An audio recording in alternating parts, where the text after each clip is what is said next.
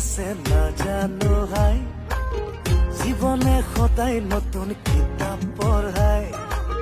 সময়ে নিজৰ খেল নিজেই দেখায় ভবাটোৱে নহয় জানা প্ৰতিদিনাই কৰো কি এতিয়া তুমি কোৱা প্ৰভু মোৰে বুজাবোৰ এৰুনে মই ধৰো এতিয়া কি হ'ব কি সেয়া মই নাজানো